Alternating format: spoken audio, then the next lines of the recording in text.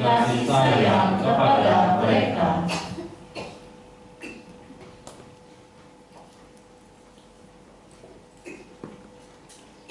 Namo tassa bhagavato arahato samma sambuddhassa. Namo tassa bhagavato arahato samma sambuddhassa. Namo tassa bhagavato arahato samma sambuddhassa. Vinayo nama Buddha sasanasa ayu. Vinaye tite sasanang titang hoti. Vinaya adalah jiwa dari ajaran Buddha. Bila vinaya tegak, maka ajaran pun tegak. Selamat pagi, Sotioto, Namo Buddhaya.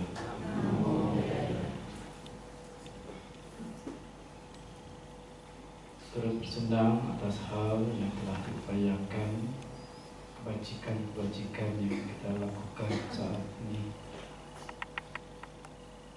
Dan semua kita ikhlaskan, dilandaskan pada nilai-nilai luhur dan hal yang baik.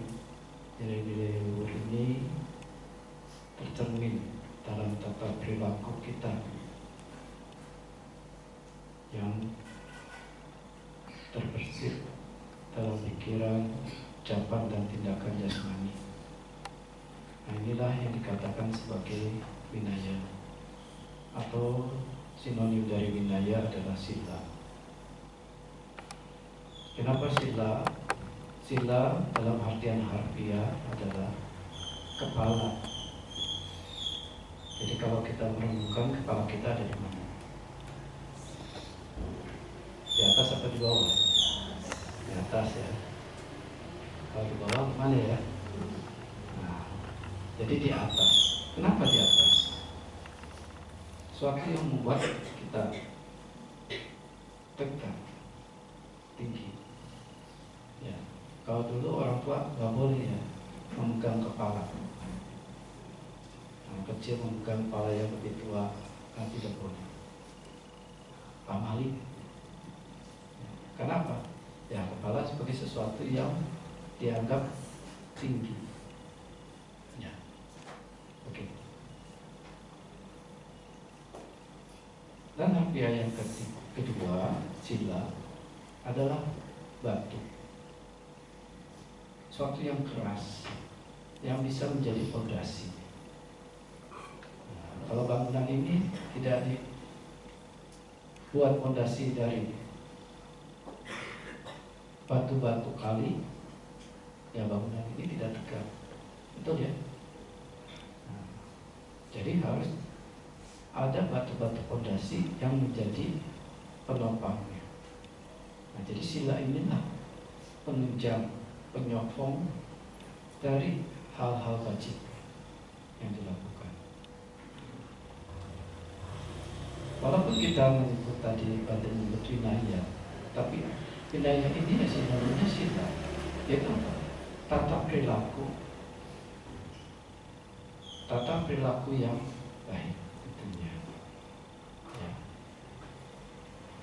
Sila adalah suatu cetusan pemikiran-pemikiran kita akan perilaku-perilaku yang baik,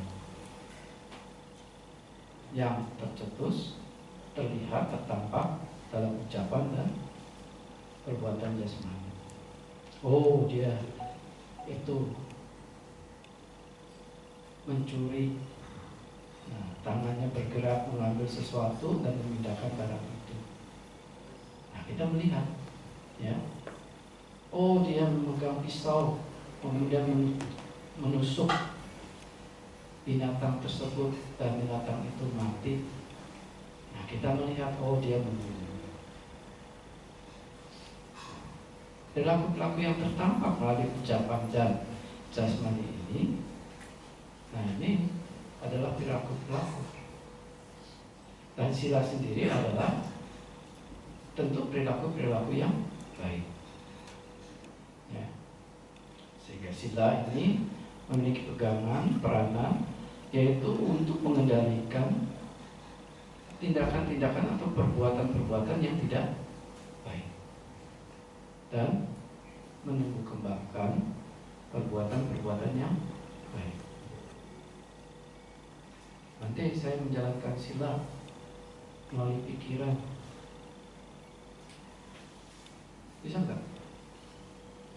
Mikirkan, oh saya tidak akan mencuri, saya tidak akan membunuh, saya tidak akan berbuat asusila, saya tidak akan berbohong, saya tidak akan mabuk-mabukan.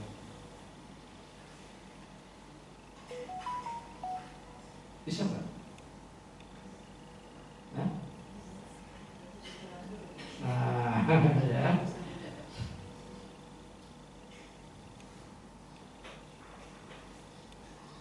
Belum bisa ya. Hanya dalam pikiran. Jadi sila itu harus tertampak pada ucapan dan perbuatan.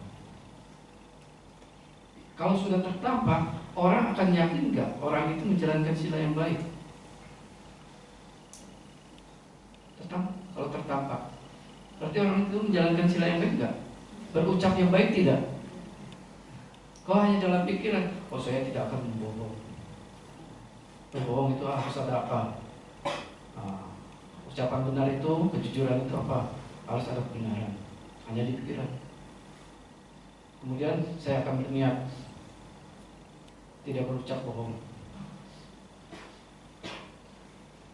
Saya harus mengucap tepat waktunya, beralasan. Ya belum sebagai ucapan benar, hanya sebagai bentukan-bentukan pemikiran semata. Dan kita tidak bisa menilai orang itu memiliki sila yang baik. Berpikirnya tidak mencuri, tapi tangannya bergerak. Mencuri nggak? Mencuri ya? Enggak, berarti saya nggak mencuri. Pikiran saya nggak mencuri, hanya mengamankan. Nah, ya. Nah, kebajikan-kebajikan sendiri dapat kita lakukan, tetapi kebajikan-kebajikan yang kita lakukan belum tentu tampak indah.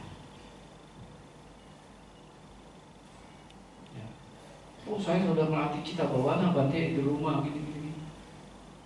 Tapi begitu berasosiasi dengan masyarakat, masih mudah tersinggung,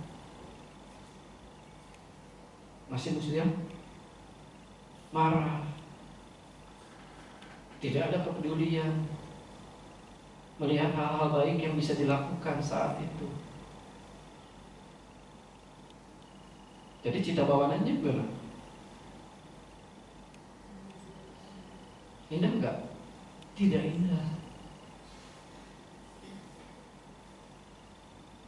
Kita mau tahu, oh saya sedang meditasi, duduk, diam. Oh ini loba, ini dosa, ini moha. Tapi begitu berasosiasi dengan masyarakat yang menjadi suatu pembuktian, ternyata tidak tampak. Berarti indah enggak? Nah, seperti halnya bunga-bunga ini, coba hanya digeletakkan di lantai, tebar di lantai semua. Indah enggak? Bunga-bunga ini mahal enggak, Bu Nadi? Mahal. Mahal banget. Katanya PK tambahin banget. Ya, tapi ditebarkan di lantai ini, indah enggak? Tidak bernilai. Tetapi akan bernilai. Beli mungkin modalnya 100.000, dijualnya bisa 1 juta loh. Betul kan? Floris ya? Padahal kita bisa juga ya, cuma nancep-nancep doang kan? Nah, jadi hal-hal bajik juga, bila tidak diikat, dirangkai, indah enggak? Indah ya. mengatakan saya menjalankan cita bawana ini. Tapi begitu berhadapan dengan orang banyak, masih mudah marah, masih mudah tersinggung, tidak ada kepedulian, melihat hal-hal bajik tidak tangkas. Berarti belum pandai. Hanya bisanya pinter. Pandai sama pinter beda ya. Pinter berkelit, pinter berbelok-belok. Kalau pandai, dia melakukan. Smart, itulah usaha. Ya. Nah, bunga ini pun akan memiliki nilai luhur bila diikat, dirangkai. Ada potnya, ada sponnya, basisnya, supaya tidak cepat layu, dikasih air dan sebagainya. Dan Vinaya inilah seperti hal-hal itu yang merangkai kebajikan-kebajikan ini sehingga menjadi tertampak indah. Karena orang akan melihat, oh ucapannya lemah, jujur, sungguh jujur. Memang pikiran sungguh jujur yang gimana? Bisa lihat, bisa mengatakan dia jujur dengan meremaja, nggak ngomong, jujur dia. Betul, ya.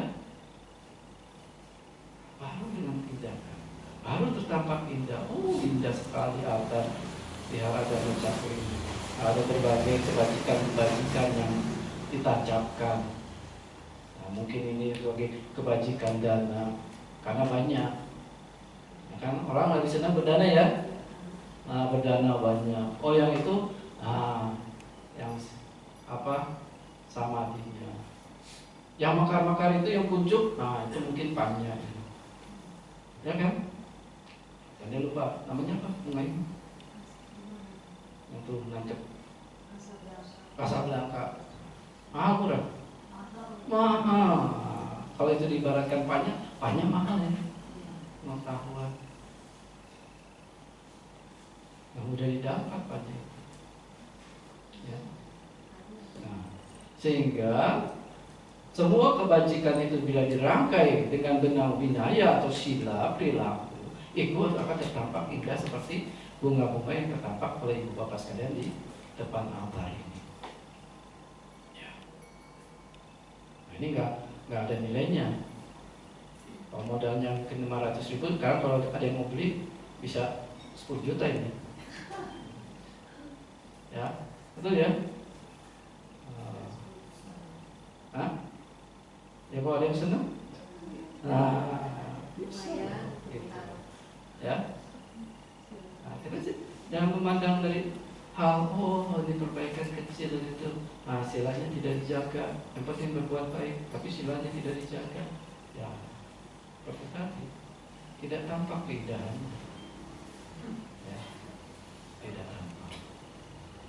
Nah, oleh sebab itu dikatakan oleh Guru Agung tadi, Vinayo nama Udan sasana sa ayu Vinaye tite sasanam titang putih. Vinaya atau sila atau perilaku adalah jiwanya dari ajaran Buddha. Bila perilaku ini tegak, sila ini tegak, maka sasana pun tegak. Jangan dibalik ya. Sasana tegak, belum tentu silanya tegak. Pandai teori, yang tadi pikiran, saya begini, tapi tertampak tidak? Tertampak. Tetapi kalau perilakunya tertampak, yakin gak pikirannya selaras? Orang gak akan sanksi. Oh dia orang baik. Ya, orang baik. Tapi banyak orang-orang yang beridealis ya, terjebak dengan idealisme. Pikirannya, pengetahuannya berkecamuk dalam pemikiran batinnya. Ini begini, ini begitu. Ya, tetapi menghadapi fenomena di luar galau.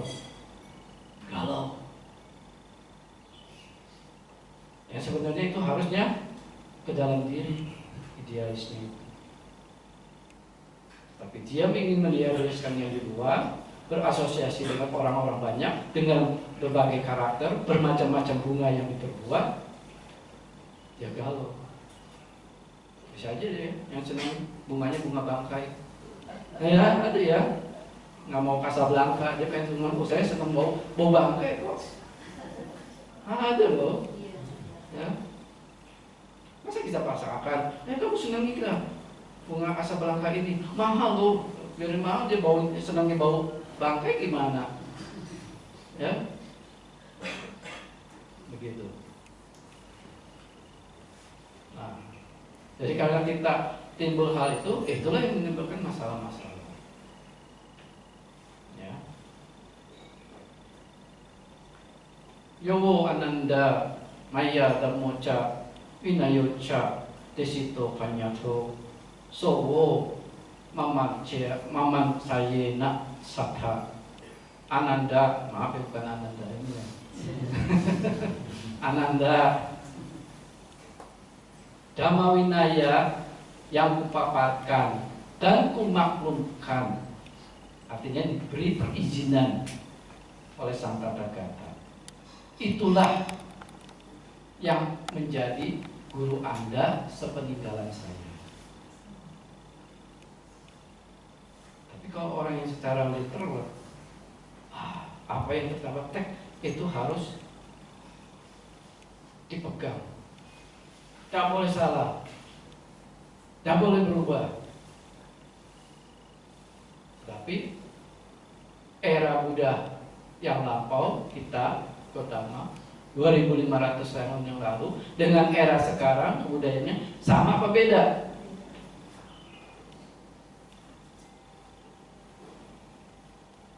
Tentu ada perbedaan, ada perubahan-perubahan.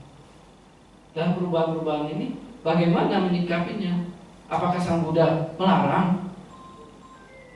Nah, ya. Tetap Sang Buddha mengatakan ada pemakluman, perizinan tertentu. Ya. Dan di dalam buku Vinaya Mukha yang menjadi pegangan para biku. Nah, bila mana ada rintangan dalam pengamalan, ya, rintangan dalam pengamalan peraturan disebabkan oleh waktu dan tempat, karena budaya di Bogor dengan Jawa beda loh. Ya, wihara kita dengan wihara lain beda loh. Ya.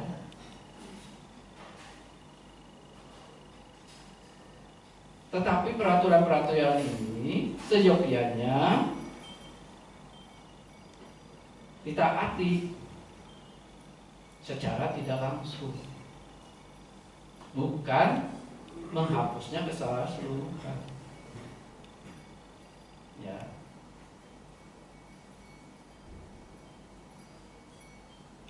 Oleh karena itu, ya, kalau tidak,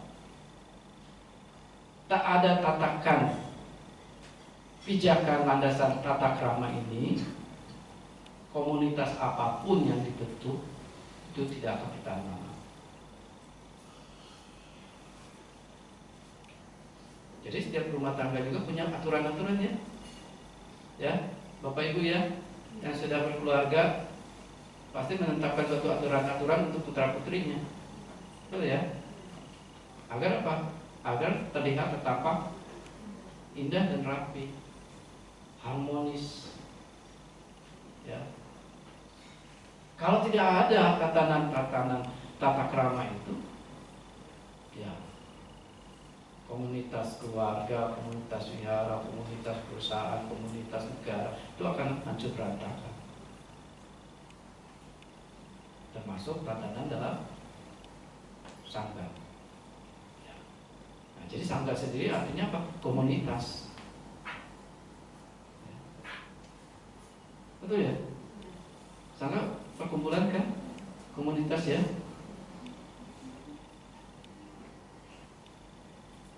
Itu. Ya. Jadi Sang Buddha mengatakan hal-hal ya, ada permakluman, perizinan sesuai dengan tempat dan keadaan. Nah, kita juga belajar. Ada yang disebut sila Panyati, ada sila Pakati sila. Betul ya Pak Heru ya? Panyati sila dan Pakati sila. Panyati sila peraturan-peraturan yang ditetapkan, ya, baik oleh Sang Buddha, Buddha Panyati, maupun peraturan-peraturan yang ditetapkan oleh masyarakat, habis sama cara. Dan Pakati sila artinya hal-hal yang mendukung pada perkembangan batin yang baik. Jadi sila itu apa? Hanya tercakup dalam Vinaya saja? 5 sila, 10 sila, 8 sila, 227 sila? Tidak. Tadi ibu bapak sekalian mengucapkan asewana cavalana panditana casewana, tata perilaku, janganlah bergaul dengan orang yang dungu, bergaulah dengan yang bijaksana. Kalau tidak ada itu, kita kemana alurnya? Bisa bergaul dengan orang yang dungu ya. Menghormat yang patut dihormat, kita bisa sembarang hormat ya. Nah, batu di depan dihormatin, ya, prasasti di depan tuh. Jadi di mana yang layak patut dihormati? Walaupun kita menghormat kuda rupa ini, tapi sebagai objek yang patut, karena mengingatkan kita, men-trigger pemikiran-pemikiran kita mengingat pada sasana, pada guru aku. Oh, ingat Dhamma, Dhamma. Walaupun kita hidup tidak di zaman Sang Buddha Gautama, tapi kita menghormat. Nah, itu ada suatu aturan-aturan juga. Nah, ini tersebar banyak, yang dimana semuanya itu menuntut pada perilaku-perilaku yang wajib.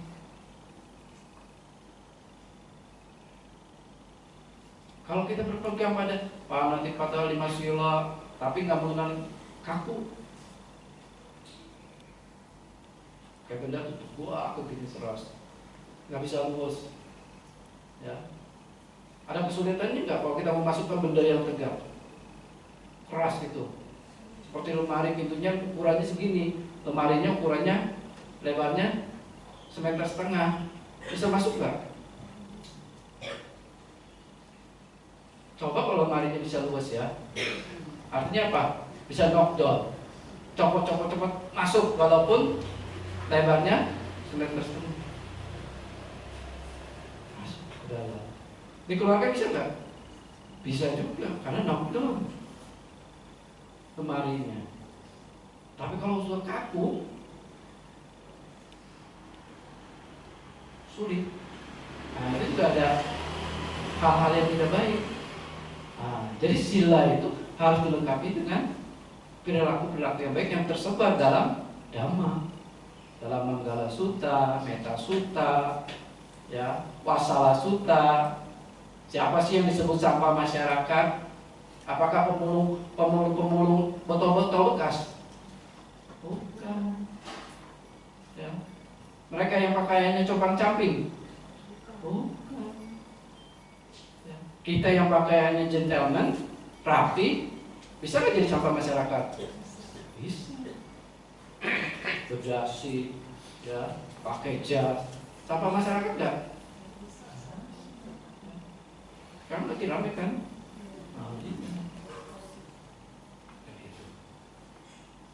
Berboya-boya, mabuk-mabuk, berjudi. Nah, itu yang dikatakan masalah sutta, sampah masyarakat. Nah, kalau kata tidak mau diklaim sebagai hal itu, ya jangan melakukan hal-hal yang tidak wajib. Nah, itu termasuk sila juga, karena menuntun kita. Oh, saya perilaku ini supaya indah, sila ini yang sudah saya ucapkan, Panatipata, Weramani dan seterusnya, supaya menjadi luas, indah, tampak, ya harus dilengkapi dengan hal-hal, ya, Vinayoca, Susikito, terlatih baik dalam tata susila, itulah berkah utama. Harus dikatakan, ya, itu. Nah, perizinan segala apa. Nah, kadang orangnya idealis, ya. Nah, maaf, nanti bukan yang untuk melakukan pembenaran, tapi ingin mengungkapkan suatu perizinan dari sang kata-kata sendiri, ya.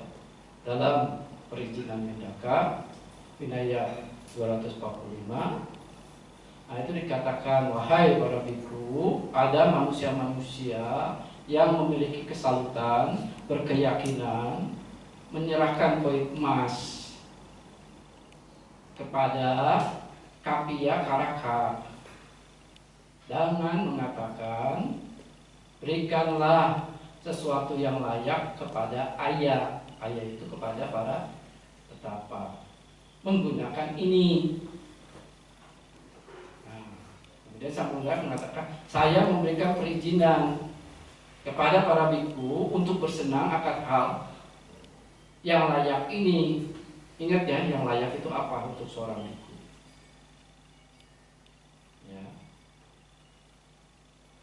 Jadi sang Buddha memberikan perizinan para biku bersenang pada hal yang layak ini, ya. Tetapi bukan membenarkan biku bersenang untuk mencari koin emas itu.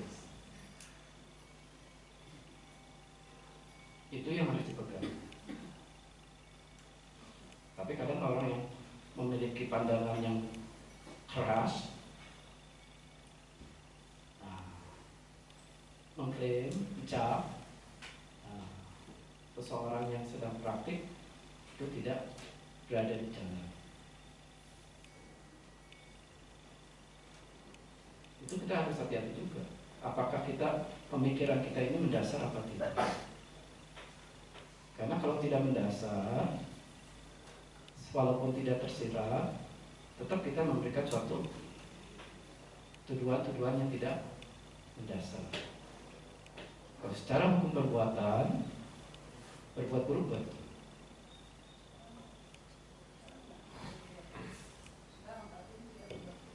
Kami nggak ada sekarang. Ya. Nah itu hati-hati.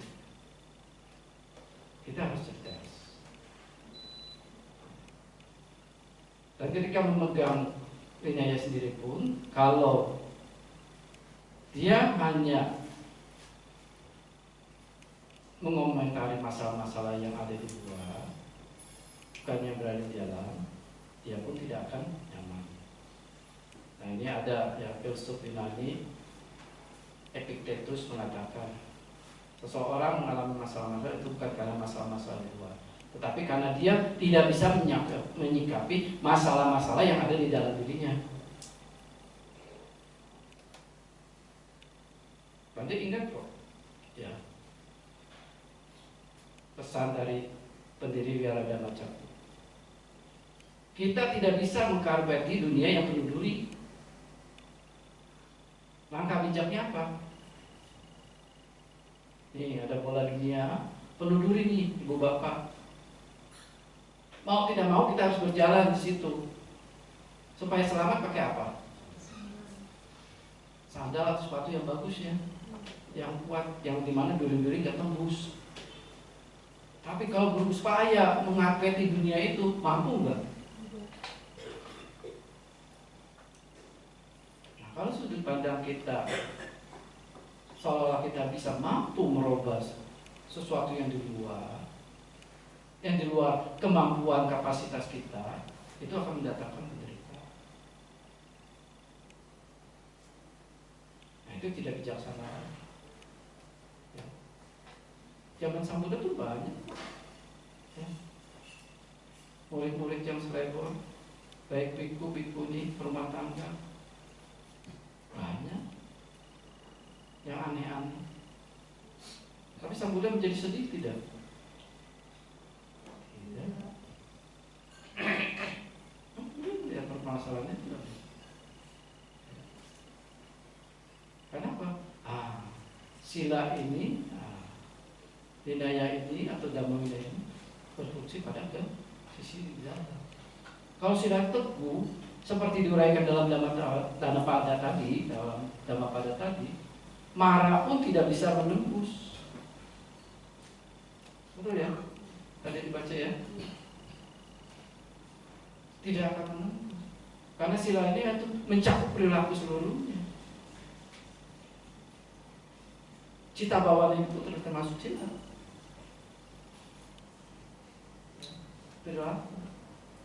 Perilaku kita bagaimana meredam pengotor-pengotor batin yang ada dalam diri kita.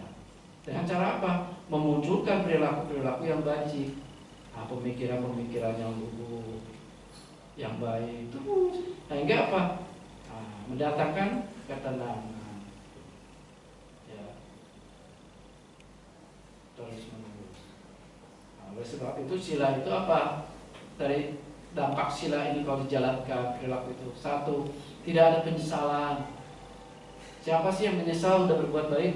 Ada enggak? Tidak ada. Kalau berbuat buruk, menyesal, khawatir, malah kelihatan ya. Kalau perbuatan baik, ada yang lihat seneng enggak? Malah tambah seneng. Yakin, oh, saya berada di jalan, berada di pada hal-hal baik. Karena apa? Orang melihat, memberikan apresiasi, ya kan? Oh, dia ramah ya, saya nyaman di tempat ini, di wihara ini. Bahagia enggak? Bahagia. Yang datang pun bahagia. Karena kan banyak datang ke wihara, masuk orang baru, didiemin, jatuhin ya. Ini kok saya nggak diorangin ya. Kok umatnya sombong-sombong. Bahkan dulu katanya ingat ada murid, waduh, kalau saya bukan tujuannya mencari dhamma, masuk ke Dhamma Caku bisa keluar terpental. Kenapa? Gak ada yang nyambut. Ya. Karena terlalu pandai. Kama Yoni, Kama Bandu, Kama Patisarano, paling hafal ya, jaga ya. Sehingga apa? Lihat sisi-sisi baik, nggak ada. Lihat yang tua datang, persilakan wudhu, ngasih air minum, belum tertampak kan? Belum ada ya? Menyambut tamu. Padahal kalau kita mengerti dhamma, ini perbuatan baik juga, menghasilkan akibat. Dikatakan pandangan benar, iya pandangan benar. Dasar waktu sama titik. Pandangan benar, tapi sulit. Kenapa? Kaku. Tangannya gini nempel.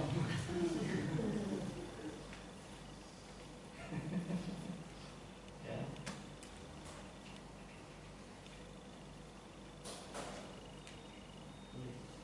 Bahkan berucap selamat pagi itu susah ya.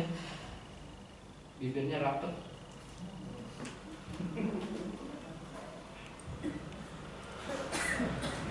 Sulit.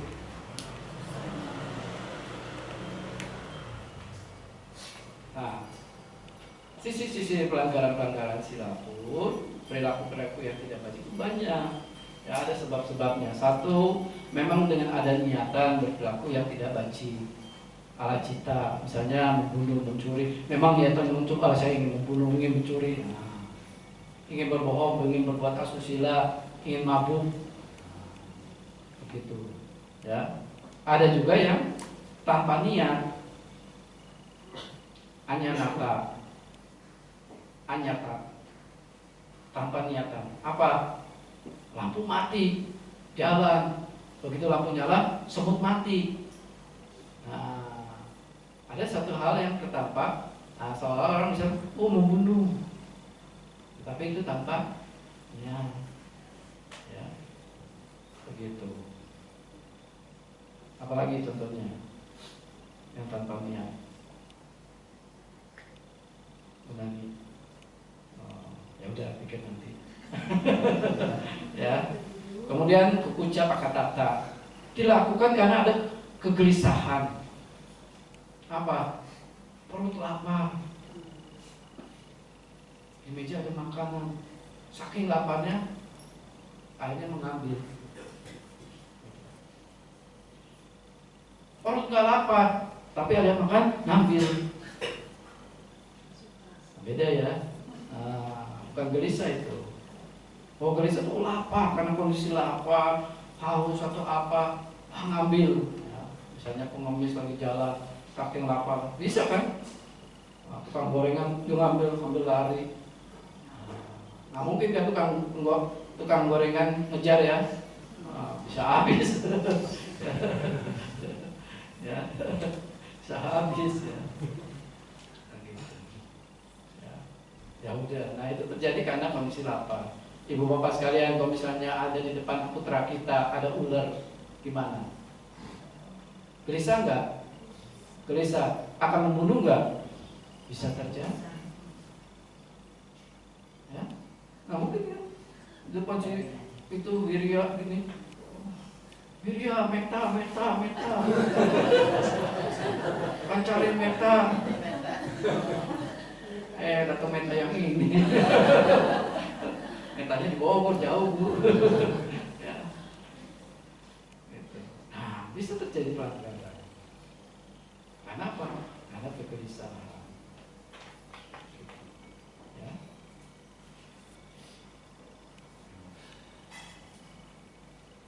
Kemudian ada dasar lagi karena kapia sanita.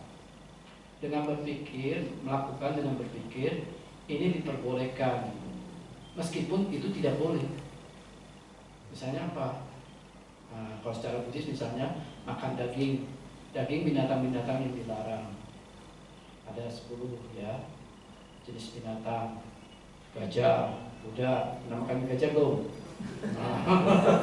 Gajah, kuda, manusia, anjing, ular, hena, singa. Nah, itu jangan dimakan. Tapi berpikir, kan makan daging asal tidak melanggar 3 syarat: melihat, mendengar, dan menduga. Nah, makan. Nah, itu suatu hal juga yang tidak bagus.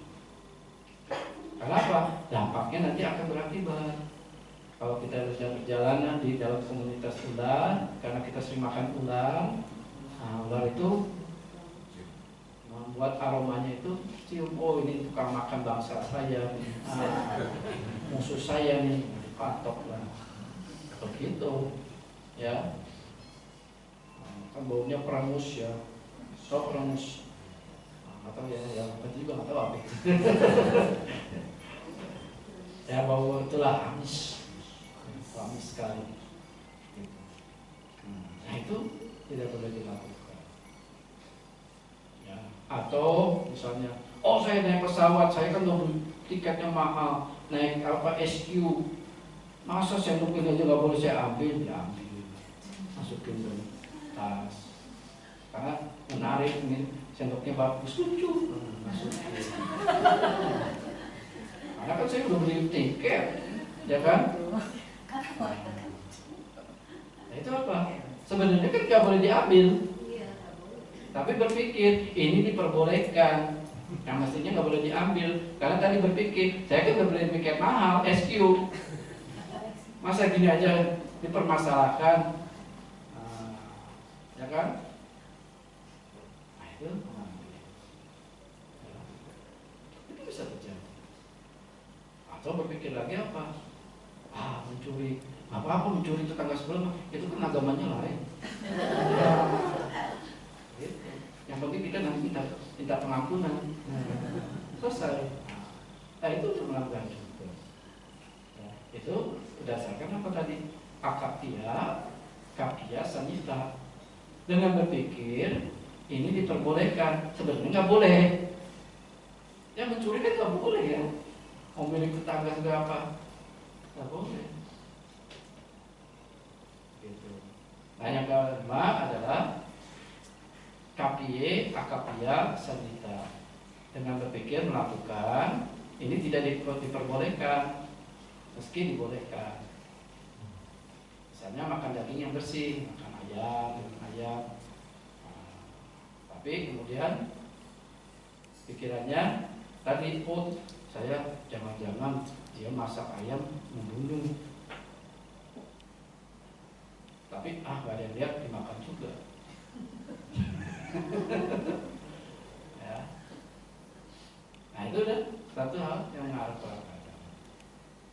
Atau yang sering terjadi, ibu bapak sekalian, ini bukan menyudutkan ibu-ibu ya, ke wihara, lihat bunga bagus, petik. Nanti mau bilang ke Bante, minta izin, boleh nggak Bante saya ngambil?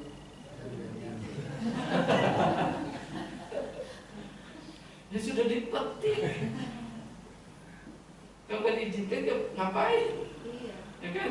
Nah, tapi hal itu sudah pelanggaran bukan? Melanggar. Ya. Memang dalam sila-sila yang 5 sila ini ya tipis lah gitu loh. Ya. Tapi hal itu dalam sisi pelatihan Pak Kapis sila sudah menang karena kita terdorong oleh apa? Pengotor-pengotor batin. Begitu. Dan yang keenam adalah sati samosa. Karena ada pengingatan yang kacau. Itu kata sila, pas begitu jam sore dia temannya makan nasi bungkus ikut makan. Nah, berarti ada pelanggaran. Tapi haruskah menjadi gelisah? Tidak. Segera saja, oh saya melanggar, bertauri, ya. Nah seperti tadi, alangkah baiknya bila ada salah begitu, nah memohon sila. Kenapa? Untuk memurnikan kembali perilaku kita. Ya. Apakah ketika bikunya datang itu nanti ketika meditasi, nah sebelum dhamma di sana minta sila dulu.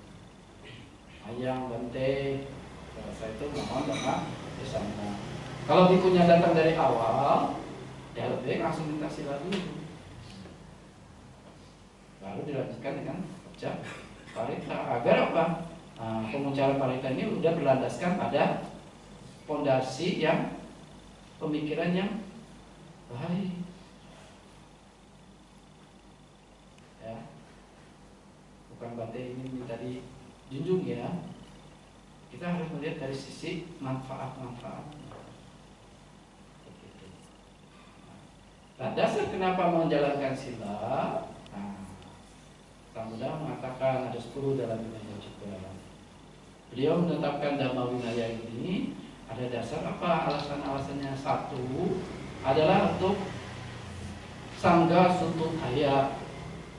Sangga Sututthaya apa? Demi kebaikan sangga komunitas. Jadi aturan-aturan itu yang dibaca, tidak pernah Sang Buddha ingin mengekang seseorang, tidak ada. Yang membuat orang susah bergerak, gak ada. Yang membuat seorang menjadi kaku, gak ada. Yang bikin kaku siapa? Cara mandang kita. Masalahnya. Ya. Itu yang alasan pertama beliau. Kedua, Sangga Pasutthaya, untuk kenyamanan komunitas, agar nyaman. Coba kau perilaku sini ada yang jelek. Orang lagi dengerin dhamma dia ngobrol melulu. Jengkel nggak? Jengkel. Lagi dengerin dhamma, HP-nya bunyi terus. Jengkel nggak? Jengkel.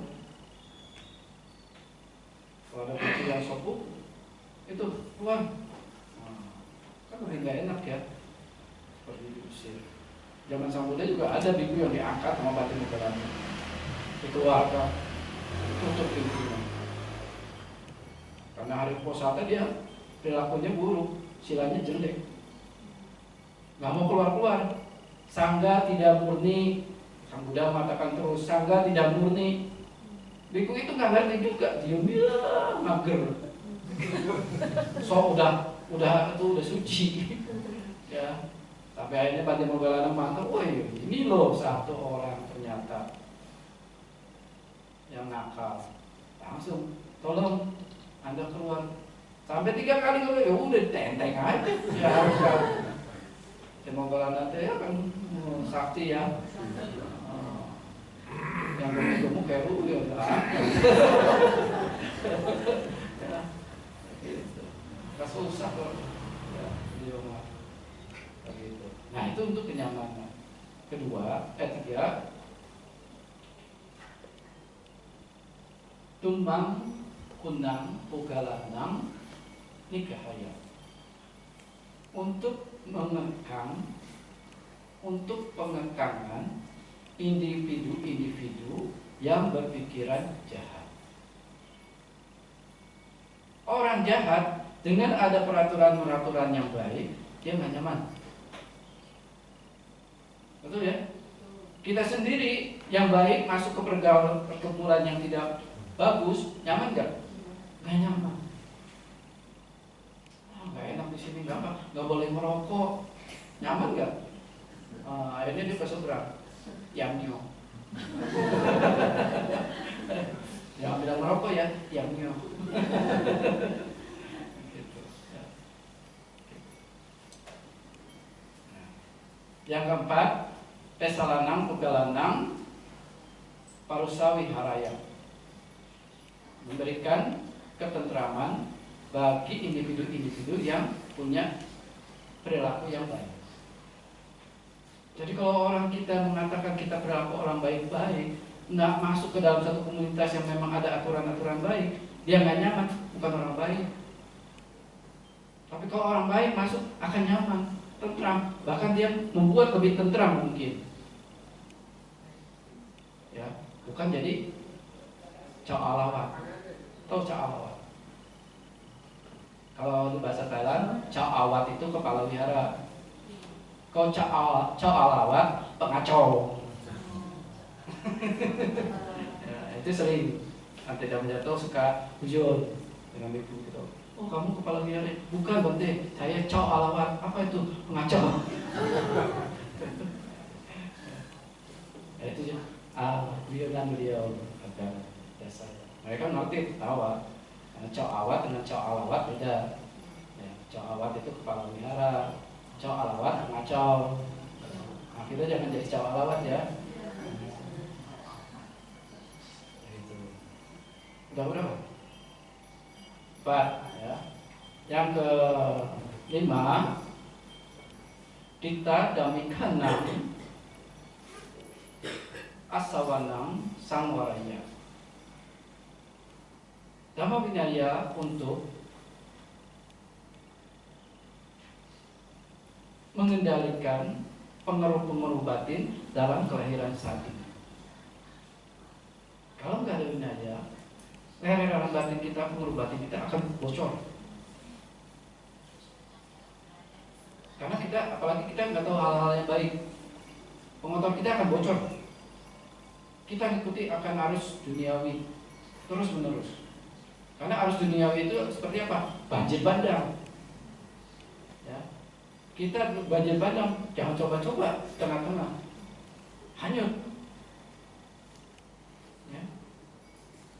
Nah itulah tujuan kenapa Sang Buddha menetapkan Dhamma Vinaya. Ya. Agar kita mampu mengendalikan pengaruh-pengaruh batin dalam kelahiran ini. Nah kalau kita nggak mau menerima hal ini, ya kita akan bocor. Ya. Bocor, kita melakukan hal-hal yang tidak pantun, yang tercela. Ya. Yang ke-6 ya, betul ya? Ke-6 ya. Tolong dibantu ingatkan ya. Karena saking banyak palingnya ya. Nah, yang ke-6 adalah Samparayikanang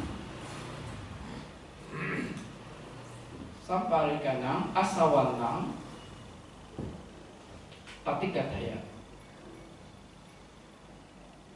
Sila Dhamma Vinaya untuk penanggulangan pemotor batin di kehidupan mendatang. Nah, ini yang harus dipahami.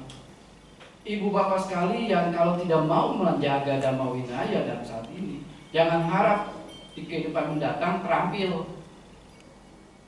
Kenapa kita memandang, oh dia cepat ya mencapai sotapanna, oh dia cepat ya menjadi arahat. Kok kita udah mengenal 4 kebenaran mulia, nggak cepet-cepet, malah kelelep. Kenapa? Nggak ada pelatihan, ya, nggak ada pelatihan, nggak ada kebebasan. Kenapa? di kelahiran ini sendiri tidak melakukan apa? Yang tadi ditadami kandang asawanam sang waraya.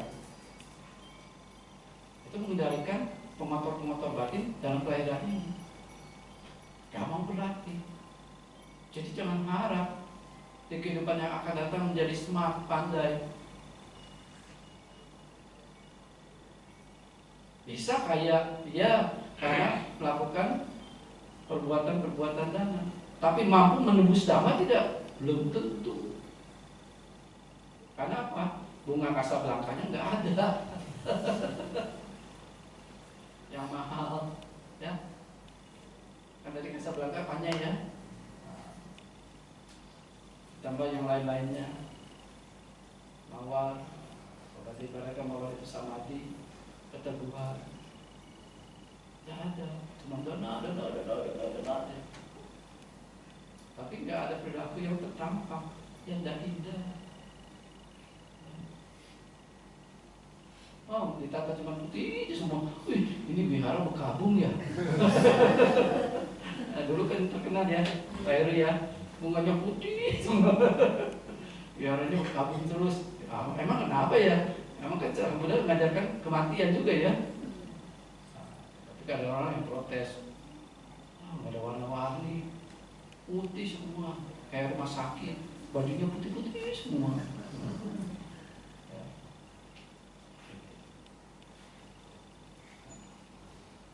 Berapa nih? 7. Apasananam pasadaya. Untuk keyakinan, menumbuhkan keyakinan mereka yang belum yakin. Jadi kalau kita punya komunitas perilakunya baik, orang datang baru akan merasa nyaman. Jujurlah semua, ya. Bisakah jujurlah, ya.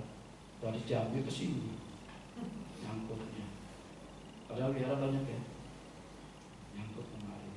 Nah, apa pemikiran? Semua juga boleh bertanya pada diri masing-masing.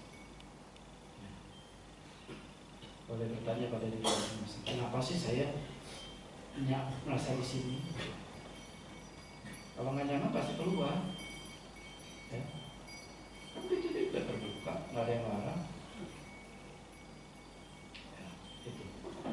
Yang ke-8, pasananam biu bawaya. Melipat gandakan mereka yang yakin menjadi lebih yakin. Datang, dia sudah memang beragama Buddha, masuk tambah yakin, lebih yakin lagi. Tambah piawai lagi, tambah smart lagi, begitu. Kenapa? Melihat komunitas yang memiliki perilaku yang baik. Ya. Jangan melihat, itu ada yang buruk satu, nggak cocok sama saya. Jangan dilihat itu. Iya, mana? Dari sekian banyak ini, ada yang menjadi hal yang menjadi dorongan kita untuk menjadi apa? Cerminan. Karena nggak bisa mengatasi kegalauan, seorang biku pun bisa mengembalikan latihan. Smart orangnya itu, sayang. Banyak juga pesan, hati-hati ke dalam. Pandai sekali. Ya bicara, bukan curhat nih berarti ya. Nah, itu saudara Bante itu, satu angkatan. Sayang sekali, pandai sekali, smart sekali. Berarti saudara ke dalam. Tapi saking ombak itu besar, kita nggak mampu menghadapi tadi. Dunia ini duri semua. Kita melupakan alas yang harus kita persiapkan itu harus baik. Ya, harus baik. Yang ke-9 adalah sadamat hatitya. Sadamat titya. Dengan kita menjaga dhamma winaya, kita pun berkontribusi dalam kelestarian Dhamma sejahtera. Jadi ketika ibu bapak sekalian menjaga sila, mempraktekkan perihal-perihal dhamma yang lain, kemurahan hati, kelamahan hutan, ya, mudita cita dan sebagainya, banyak sekali dalam wilayah kita secara tidak langsung sudah menjadi bagian kontribusi pelestarian Dhamma Samudaya. Nah, itu kebajikan yang tinggi. Kebajikan yang akan apa? Berdampak mungkin kita nanti bertemu dengan udah satu bait selesai, mau kan? Nah ini daripada 1000 bait nyangkut, gak bisa seperti sekarang ya, 1000 bait nyangkut. Ya, begitu. Dan yang terakhir adalah Vinaya Nugahaya, menjaga tata perilaku para biku agar baik, agar selaras dengan Dhamma. Nah inilah yang harus kita rubah mindset kita. Mungkin sebagian umat berpandangan sila itu sulit, sila itu tidak mudah, berat Bante. Apa yang berat? Sang Buddha tidak pernah membebani kita. Sang Buddha tidak meminta, ayo jadi perumah tangga pasaka pasaka saya, tidak ada.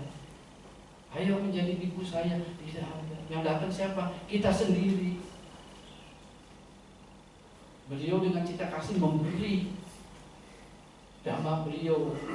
Ya, maka begitu kita mengucapkan Namo Tassa Bhagavato Arahato Sama Sambuddhassa, persujudanku kepada beliau yang berberkah. Karena beliau yang ngasih berkah, bukan kita yang ngasih berkah ke beliau. Ya, bukan sujud kita itu berkah buat beliau, bukan. Ya, beliau memberikan berkah pada kita. Itu maha welas asih beliau yang maha suci, yang telah mencapai keterangan sempurna dengan usaha sendiri. Jadi Sang Buddha yang memberi, kita diberi terus kan Dhamma, diingatkan, begitu. Tapi bukunya ditutup terus Bante. Ya, bukunya bolak-balik nanti di rumah. Ya, kita lihat. Kenapa? Nah, berkah Sang Buddha itu masuk ke kita semua, masuk. Sehingga apa? Kita semakin cerdas, smart. Ya.